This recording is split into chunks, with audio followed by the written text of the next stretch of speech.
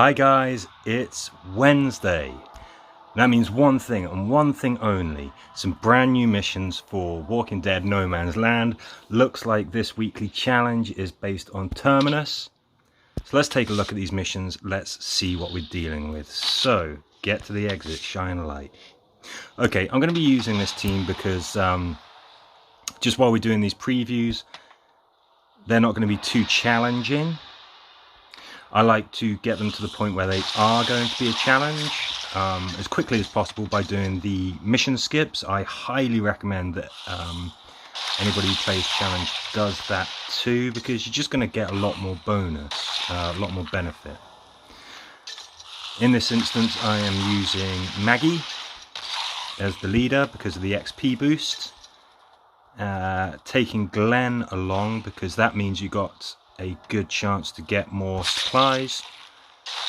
And Rosita, yes, I know she's a terrible assault character, but she happens to be my best assault character because I undervalued them early. She's just good for cleaning up a lot of enemies at once. Okay, so we saw that. That was the first stage. Get to the exit. There's some walkers in the way. There's one heavy, bruiser. That's a very easy mission, though. I don't think anyone really needs too many tips. There's not too much, I don't think. Oh, what we got? Hunter, Scout, okay. Yeah, I don't think there's too much to sort of say about that. Kill the walkers, get to the exit.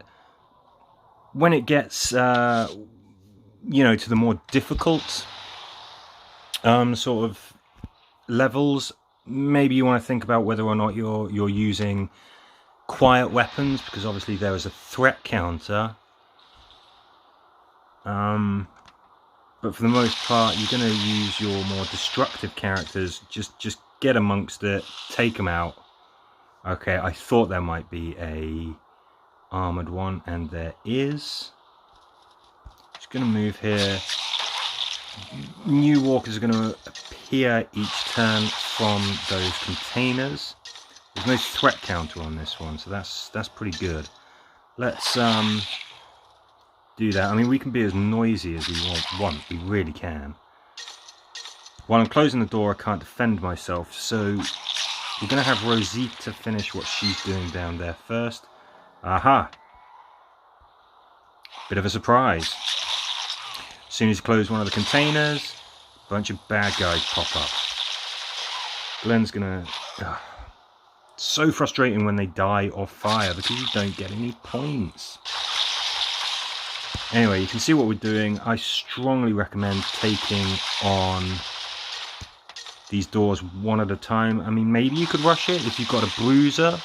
That's something you could try if you have to rush it, if it's on a tough difficulty that you're struggling with. But for the main part, I think taking it one door at a time is the way forward. Oh my gosh, 2 golds. You know what, for you. Because I know that you are intrigued, my viewers. Let's see what we get. 5 radios and a pretty rubbish rifle. Was it worth 25 gold? Possibly not. C'est la vie. Mission 3 for the Terminus challenge, the laundry. Check the crates and get to the exit. Okay, looks like we've got some big uns. Again, they're not going to be a challenge at this stage, but you know the drill. This is just a preview, so you know what to expect when you're playing. That was a misclick. I know that there's somebody behind that door. Hey, big un. And at this point, I am just trying to kill those high-value walkers, the special ones like the bruisers or the armored ones with Glenn, because they provide more points, more XP, which means more supplies. At this stage in the game, where my characters are sort of level 26, XP is way more important.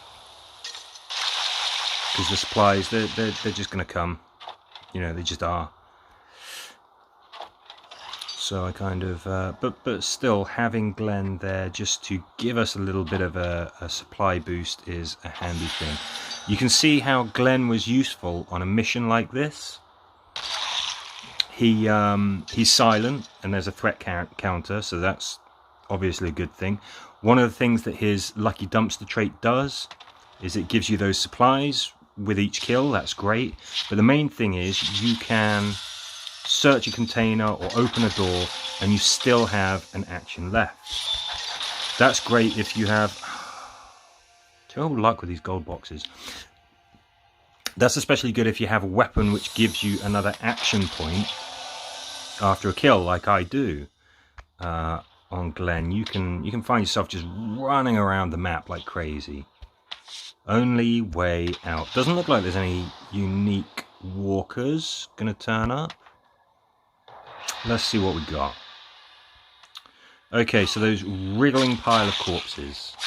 I think that's telling us that there are going to be new walkers popping up each turn to hound us as we try and make our escape. Yes, they have.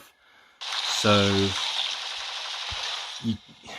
having a scout could be a good thing, because you can get to that door, start opening that nice and quickly.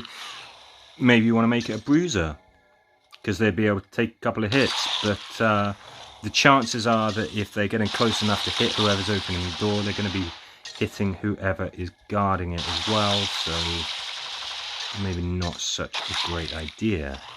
I'm not worried about racking up that threat, because the enemy just isn't a threat at this stage. Alright, there we go. This looks like a really good one to farm some XP. It looks like loads of walkers just appear each turn. So what you could do is you could just stay there with a firing line, just mowing them down, gaining some XP. I recommend you do that. Don't put yourself at risk. But yeah, that's definitely a good one. Dead's End. So we're killing all the walkers. Okay. Okay. This should be pretty simple. Let's see what the layout is like. Oh, this one. Yeah, this one can be tricky.